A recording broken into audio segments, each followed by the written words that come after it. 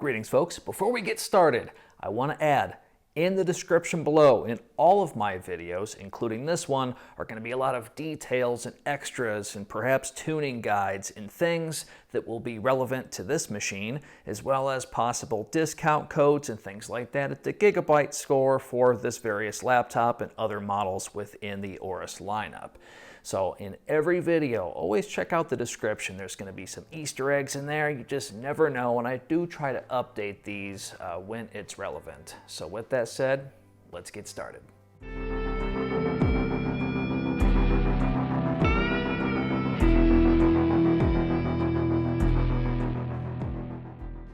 Greetings everybody.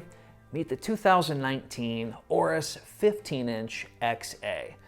Check the links in the description below for current pricing, as this can change immediately at any given time, and in order for you to get the current pricing, well, just click the links. Inside, we have the i7-9750H. This is the 9th generation 6-core 12-thread chip from Intel. We have a Max Power RTX 2070. This is the 115-watt variant versus the Max Q, which is only allowed to pull between 80 and 90 watts. We're running Samsung dual-channel RAM, 16 gigabytes in total at 2666. For storage, we have the Intel 512 gigabyte 760p. Read writes on this, have a look for yourself. We also have a second M.2, which runs 2 lanes of NVMe, as well as a single 2.5-inch drive. The network interface card is a 9560 using the Killer 1550i software suite. The battery inside is 62 watt-hours, and one of my favorite things about the Aorus is it does not use Nvidia Optimus technology. That means that the display is directly connected to the 2070 and you will have no access to the integrated GPU. So QuickSync users out there perhaps want to look elsewhere. However, the benefits and quality of life on a laptop that's configured this way means that this thing feels like a desktop. There's no more hitching and hiccups with Optimus Technologies. It's trying to switch between integrated and dedicated graphics. In my opinion, I would much prefer all laptops eventually go this route as long as we can get more efficiency from the GPUs and everything else. I think Optimus technology has a lot more cons than the single pro that it has, and it causes a lot more harm than good. It's one of those things that I help people troubleshoot all the time, and it could be 20 different things that are causing an excessive amount of battery drain when Optimus technology is essentially supposed to improve that, and it does not always work the way we want it to. And as an enthusiast gaming laptop that Gigabyte is trying to offer you here, I think this was one of the best things that they could have done for the consumer. Just like the AERO 15, the Aorus power supply unit is 230 watts, but it is significantly larger, despite it being a little bit thinner, so plan ahead should you need to be more mobile. The Aorus weighs in at around 4.8 pounds. It is all aluminum. It features very strong intake and exhaust ventilation, and the Aorus lid and logo design is backlit from the actual display, so adjusting brightness on your panel will of course adjust the brightness on the logo on the back of the lid. I/O on the left features a LAN port, a single USB 3.1, and a micro SD card. On the rear, we have the barrel power port, HDMI 2.0, mini DisplayPort 1.3, USB 3.1 Type-C, and a lock. On the right-hand side, you have an audio mic combo jack and 2 USB 3.1s. Opening the Aorus with one hand is a little difficult, and it can almost be done smoothly. The hinge itself is a little on the stiff side. The touchpad is smooth, offers nice deep clicking actuation. With a chrome accent surrounding the outside, it uses Windows precision and is incredibly smooth and gestures flawlessly.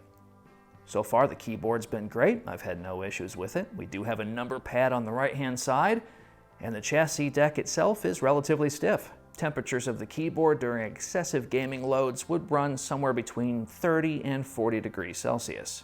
An absolutely awesome feature of the Aorus is the Full HD 240 Hz display. It's a sharp IGZO, part number SHP14C5. Color calibration comes out at 99% sRGB, 70% NTSC, 76% Adobe RGB, And brightness, guys, is at 348 nits. Now, since this does not feature Optimus and the GPU is directly connected to the laptop, I know what you're thinking. Where's G-Sync? Okay, well, two things there. One, I do not believe at this time that there's any 240 Hz G-Sync certified panels. And to segue into the word certified, it's not like you can just have G-Sync with these. You have to send these panels out for certification through Nvidia, and that is a lengthy process and an expensive one, is my understanding. So perhaps later on down the road, this could be something that could just be addressed with a BIOS update, should Gigabyte decide to go down that road and get this panel certified. But it's easier said than done. The 720p webcam and microphone are located at the top of the bezel right where we like them. Ghosting really is not too terribly bad. Keystrokes sound like this. And maximum fan curve, check this out.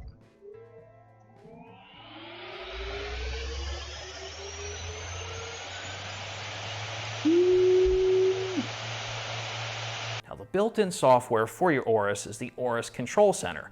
Similar to the Gigabyte Control Center used in the AERO 15, we have the Smart Dashboard, of course your app shortcuts, you have the Manager section. Now, I really recommend going into your battery settings where it's going to come default to auto, set this to balanced or customized.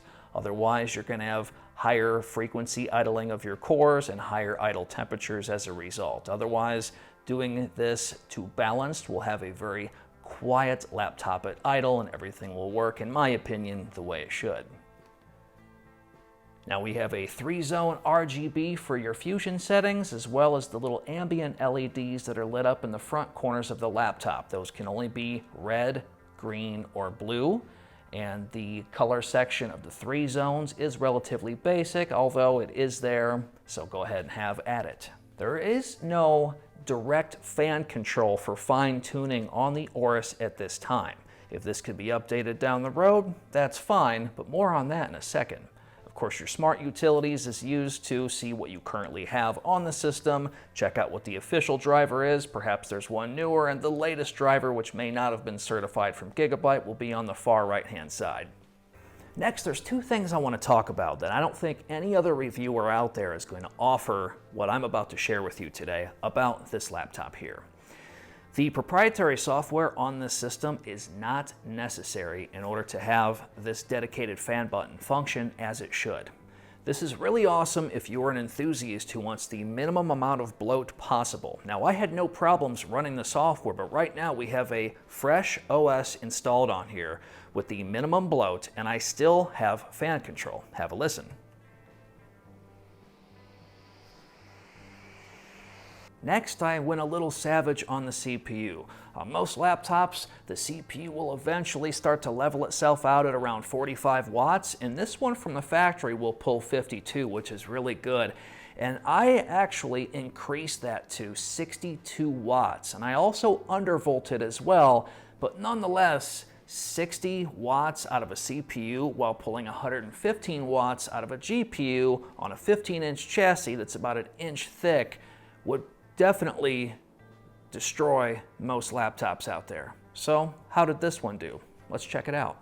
A laptop 2070 has no problem averaging 100 plus FPS in Apex Legends. But me, I want to dial down a few settings and see if I can average 150 to 180, and you're seeing that right here. Fantastic for Apex Legends so far. Now, Fortnite's not something I typically showcase on the channel as a potato can run it, but pulling high refresh rates in this game to take advantage of that 240 Hz panel is now something you can do, just tweak a few settings. The experience is quite blissful. Now, Overwatch maxed out will happily run 200 FPS average, no problem. However, the way I like to play it is dial back a few settings, lock the frame rate to 250 FPS, and enjoy that 240 Hz display. Now, Far Cry 5, I love this because it actually pushes a great deal of heat from this machine. Now, everything you've seen so far has been using the maximum fan. So a game like Far Cry 5 really tests out the thermal efficiency of your chassis. So if we disable the max fan and let the fans run automatically, you're going to get a GPU temperature increase of around 10 degrees Celsius and a CPU temperature increase of around 15 degrees Celsius.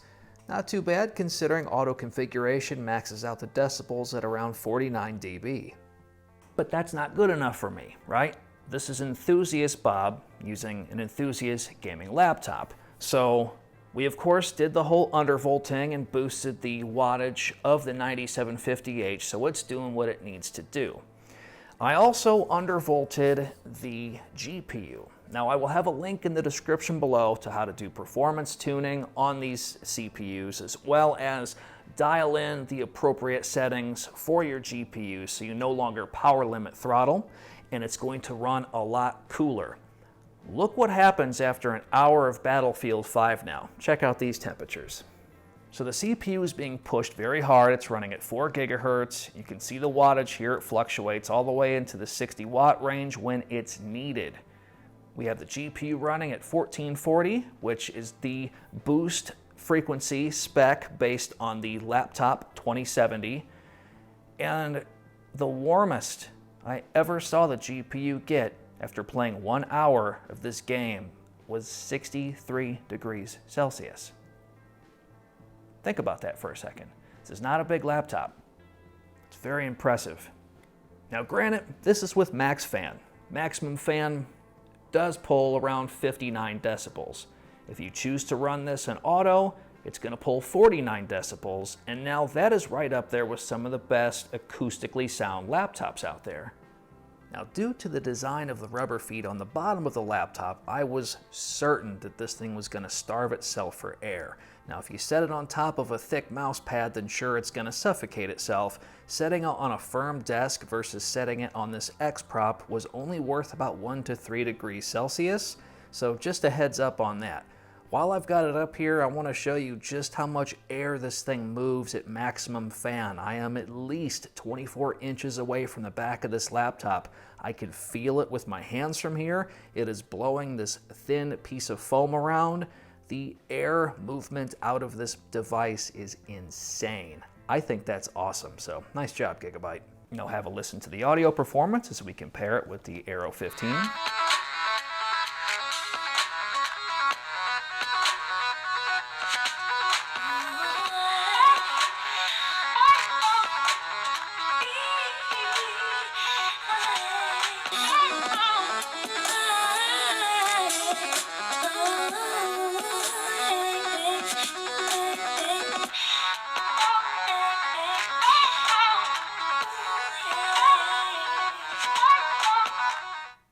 Take a quick glimpse inside the BIOS. Nothing too crazy in here. It's very basic. It gets the job done.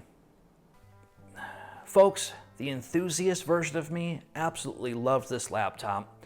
There's only one caveat. You may have noticed that the core temperatures, while holding relatively respectable, considering how much wattage I was pushing to this device, would spike up into the 90s.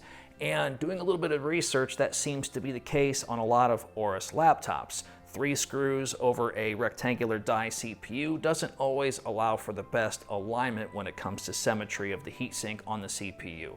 Now what this means is a simple repaste 9 times out of 10 could help alleviate that and close the gap. I see this happen on a lot more laptops out there than you would think. So with that said, I've got no Optimus on a laptop. I love that as an enthusiast. It brings way more pros than cons. If you need something more portable with long battery life, Gigabyte has that right here in the AERO 15.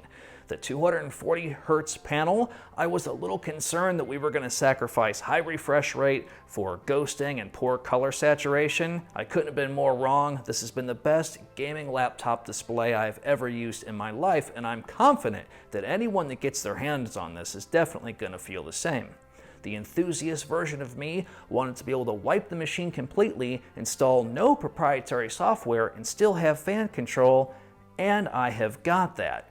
This is a fun, very tunable, enthusiast-friendly laptop. So folks, have at it. This thing is awesome.